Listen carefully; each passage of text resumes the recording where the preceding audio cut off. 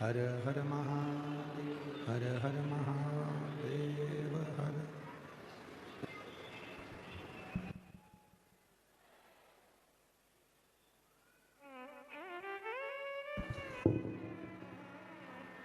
काशी विश्वनाथ ओगड़दानी तरकालदर्शी कैलाशी अविनाशी भगवान शिव, जिनकी पुनीत पावन पवित्र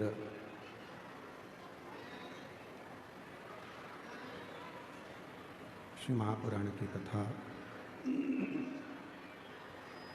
बाबा देवाधिदेव महादेव भगवान शिव की कृपा से, करुणा से, उनकी उदारता से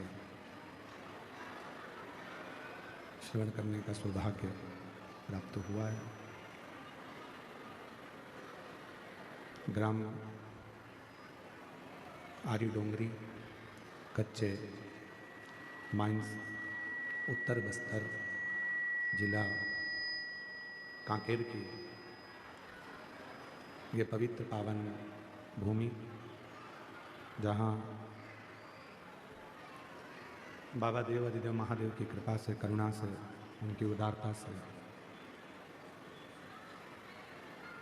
मुख्य यजमान श्री ब्रजलाल जायसवाल जी, श्रीमती निर्मला जायसवाल जी, श्री जितेंद्र जायसवाल जी, श्रीमती राजकुमारी जी जायसवाल जी, जायसवाल परिवार, एक बार जोरदार ताली बजाकर यजमान परिवार के लिए साधुवाद, वंदन, अभिनंदन, जिन्होंने इस पवित्र पावन शिव महापुराण की कथा को दिव्यता और भव्यता के साथ में आयोजित किया और संपूर्ण क्षेत्रवासियों को ये पवित्र कथा सुनने का लाभ प्राप्त किया, प्रदान किया। कच्चे गांव में ये पवित्र शिव महापुराण की कथा बाबा देवाधिदेव महादेव की कृपा से चल रही है। आज कथा का विराम दिवस है।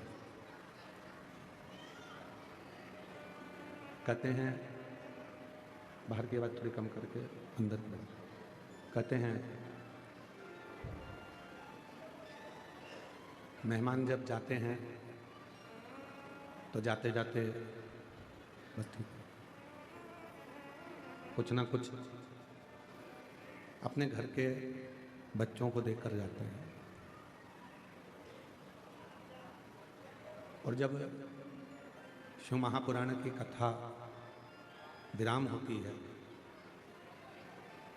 कथा विराम की ओर जाती है, तब मेरे भोले बाबा भी अपने शिव भक्तों को कुछ ना कुछ देकर जरूर जाते। आज जब आप लोग कथा में आ रहे होंगे या रात्रि को यहाँ रुके होंगे, तो यहाँ का नज़ारा आपको ऐसा लग रहा होगा जैसे कैलाश पर्वत पर बैठकर शिव महापुराण की कथा श्रवण कर रहे हैं।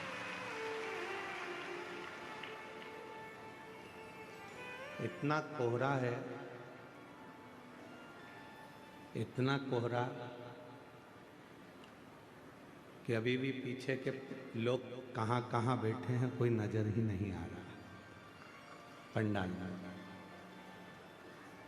बीच बीच का पंडाल तो फिर भी दिख रहा है, साइड के पंडालों में कौन कहाँ बैठा है कुछ दिख नहीं रहा।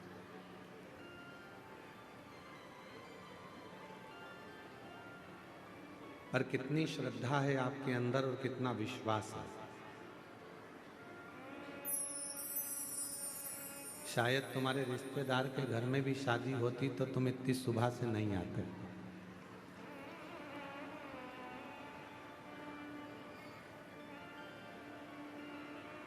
कहीं तुमको अगर कुछ मिल भी रहा होता तो तुम वहां नहीं जाते। सुबह रात्रि को 3 बजे 4 बजे अपने घर से निकले होगे, तब जाकर सुबह 8 बजे कथा के पंडाल में पहुंचे हो, इतने कोहरे में, इतनी ठंड में।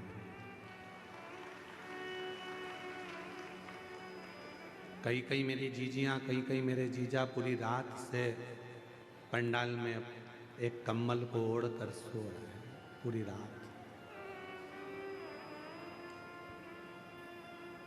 तुमको क्या लगता है कि आप भगवान शंकर के लिए पूरी रात जागे हो, भगवान शिव के लिए इस कड़कड़ाती ठंड में, इस कोहरे में चलकर यहाँ तक पहुँचे हो, तो क्या मेरा भोले बाबा तुम्हारे दुखड़े मिटाने के लिए तुम्हारे दरवाजे पर नहीं आएगा?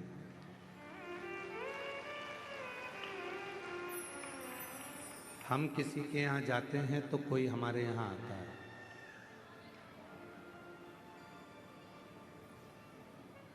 हम किसी को सम्मान देते हैं तो कोई हमको सम्मान देता है। हम किसी को अपशब्द कहते हैं तो वो हमको अपशब्द कहता है। हम किसी से मीठा बोलते हैं तो वो भी हमसे मीठा बोलता है। अब आप सब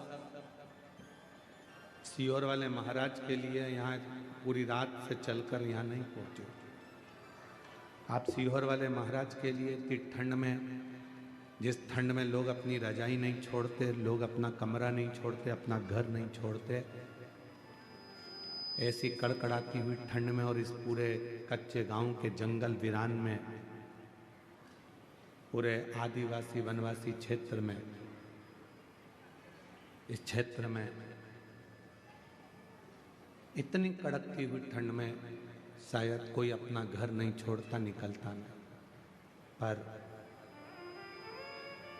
हजारों लाखों की भीड़, सारे पंडाल फुल, और रात भर से आप बाबा का इंतजार कर रहे हो, तो मेरा भोलेनाथ आपकी झोली में खुशियां जरूर देगा, जरूर।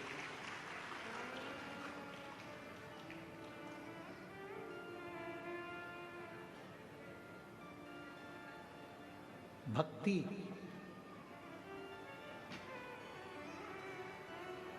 विश्वास शिव के करीब में लेकर जाता है। और जब आपकी जिंदगी में आप विश्वास पूर्ण कर लेते हो, भक्ति पूर्ण धारण कर लेते हो, तो शिव भी कृपा करता है। भगवान देवाधिदेव महादेव भी कृपा करते हैं।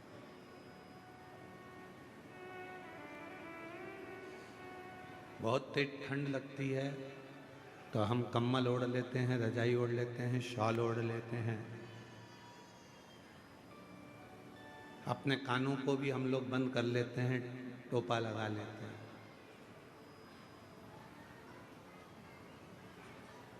और बचा कुचा हो तो अपने मुंह को भी अपन बंद कर लेते हैं। बहुत तेज ठंड पड़ गई।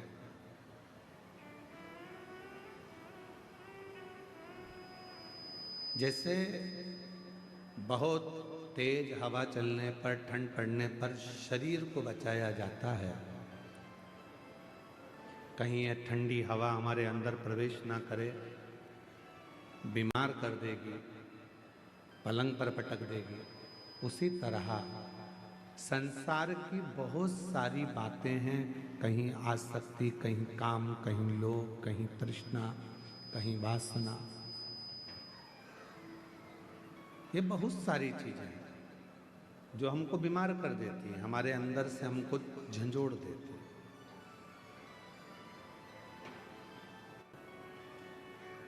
उस समय पर भगवान के भजन की, भगवान की भक्ति की, शंकर भगवान के श्री शिवाय नमस्तुभ्यम मंत्र की एक चादर, एक कम्बल ओढ़ लेना चाहिए, एक रजाई ओढ़ लेना चाहिए।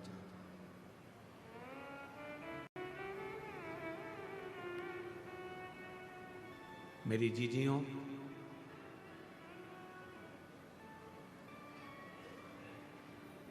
अपने आप पर पूरा भरोसा रखना, अपने आप पर पूरा विश्वास रखना, और अपने देव अधिदेव महादेव पर पूरा विश्वास रखना, पूरा भरोसा रखना।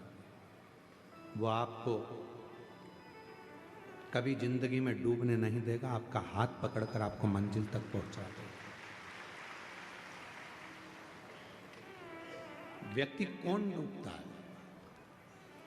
कौन सा व्यक्ति जिंदगी में आकर सक्सेस नहीं होता, सफल नहीं होता, उसकी जिंदगी में वो कभी तरक्की नहीं कर पाता, वो व्यक्ति जिंदगी में तरक्की नहीं कर पाता, वो व्यक्ति जिंदगी में सक्सेस नहीं हो पाता, वो उन्नति पे सीढ़ी पर नहीं चढ़ पाता जिसने जिंदगी में आने के बाद कुछ संघर्ष किया है। तुम्हारे पिता तुमको गाड़ी दिला देंगे, तुम्हारे पिता तुम्हारे लिए बंगला बना देंगे, तुम्हारे पिता तुम्हारे लिए जमीन खरीद देंगे, प्लाट दे देंगे, फैक्ट्री डाल देंगे, दुकान बना देंगे, सब कुछ कर देंगे। फिर भी पिताजी ने तुमको 2 बीघा जमीन दे दी, 2 एकड़ जमीन दे दी, 5 बीघा जमीन दे दी, 5 एकड़ जमीन दे दी, 10 बीघा जमीन दे दी, मकान दे दिया, फ्लैट दे दिया, बंगला दे दिया, मकान, जमीन, जायदाद, गाड़ी, बंगला सब दे दिया, तो भी तुम ये मत सोचना कि ये पिताजी की जो जायदाद है वो मेरी है। बाबा से प्रार्थना करना कि मुझे इतना बलवान बनाना जैसे मेरे पिताजी मुझे देकर जा रहे हैं और आज मुझे प्रदान कर रहे हैं, इतना शक्तिशाली बनाना कि मेरे पिताजी का जब बुढ़ापा आए तो उनको राजसी ठाठ दिखाऊं और उनकी जिंदगी भी अच्छे से, उनका जीवन अच्छे से। पिता कैसे कमाता है, पिता कैसे लाता है, कैसे परिवार चलाता है, वो पिता ही जानता है। धर्म पत्नी भले कह देगी कि हम तुम्हें दिखते नहीं हैं, तुम हमारे लिए कुछ करते नहीं हो, पर उस पति से पूछो कि जो कमा किसके लिए रहा है, वो तो अपना एक छोटा सा मोबाइल लेकर चल रहा है, अपने वही कपड़े जो उसने पहले सिलवा रखे थे वही कपड़ों को पहन रहा है, वही वस्त्र है, वही मोबाइल है, वही जूते हैं, वही चप्पल है, वही रुमाल है, वही कपड़े की अलमारी है। पत्नी कपड़े खरीद लेती है, बच्चे कपड़े खरीद लेते हैं, बेटियां कपड़े खरीद लेती हैं, बेटे कपड़े खरीद लेते हैं, उनका मन करता है तो मोबाइल भी बदल लेते हैं। पर कोई बाप से पूछे कि पिता आप ना कपड़े बदलते हो, आप ना घड़ी बदलते हो, आप ना जूते लाते हो, आप वही क्या करूँगा लेकर, चल रहा है, तुम्हारी उम्र है तुम पहनो, तुम्हारी उम्र है तुम पहनो, तुम्हारी उम्र है तुम धारण करो, और वो अपनी पूरी जिंदगी केवल तुम्हारे लिए निकाल देता है, केवल पूरा जीवन।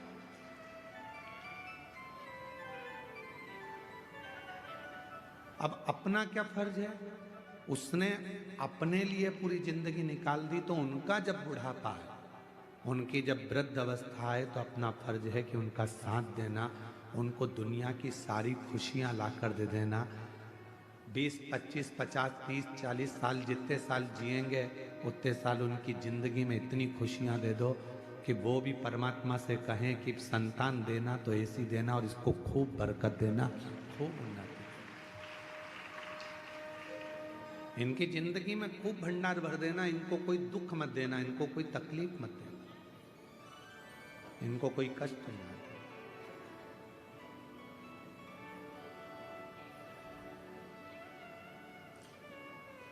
शिव स्वरूप पिता, शिव स्वरूप गुरु,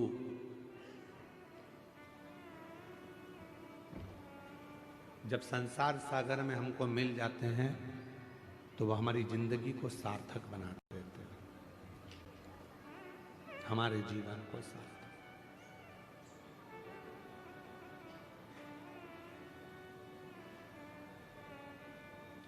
कभी कभी हमारे स्मरण में आता है कि शायद पिता दुनिया की सबसे बड़ी दौलत होती है, और वह अनुभव करोगे आप भी एक दिन,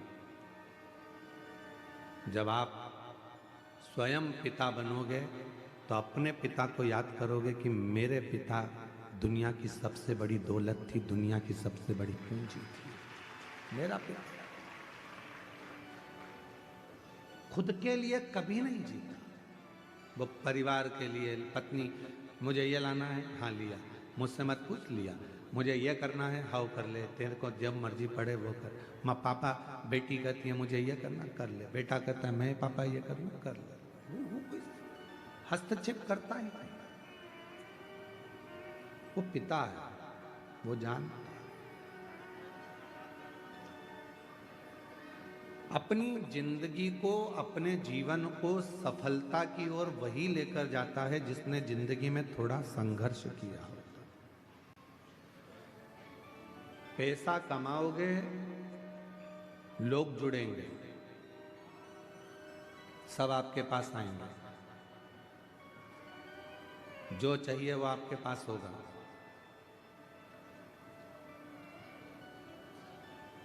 जो तुमको गाली देते थे वो भी पैसे के बल पर तुम्हारे पास आ जाएंगे। जब तुम्हारी सत्ता चलेगी, तुम्हारा वैभव चलेगा, सब तुमको प्रणाम भी करेंगे, नमन भी करेंगे, आदर भी करेंगे। तुम्हारे भीतर अहंकार मत करना कि मेरे पास इतना पैसा है, बिल्कुल। कुर्सी मिल जाए तो लोग तुमको आदर करेंगे, madam sir, sir madam, madam sir. इसके पहले की जिंदगी देखना, जब तुम्हारे पास कोई पद नहीं था, कुर्सी नहीं थी, प्रतिष्ठा नहीं थी, धन नहीं था, कोई नहीं पूछता था। कुर्सी मिलने के बाद तुम्हें पूछ रहे हैं, पद मिलने के बाद तुमको पूछ रहे हैं, पैसा मिलने के बाद तुम्हें पूछ रहे हैं। मतलब ये सम्मान तुम्हारा नहीं है, ये उस कुर्सी का सम्मान है, ये उस पद का सम्मान है, ये उस पैसे का सम्मान, तुम्हारा सम्मान नहीं है। राम सिंह ही है, कमलेश कमलेश ही है, बिमलेश बिमलेश ही है, रमा रमा ही है। वो अपनी जगह पर ही रहेगी, पर वो कुर्सी पर बैठ जाए तो वो कुर्सी का लोग सम्मान करते हैं। तो ये अपने अंदर पैसा आ गया तो ये मत सोचना कि हमारे पास में हम सब कुछ कहेंगे और हो जाएगा। ना ना, ये धन का सम्मान,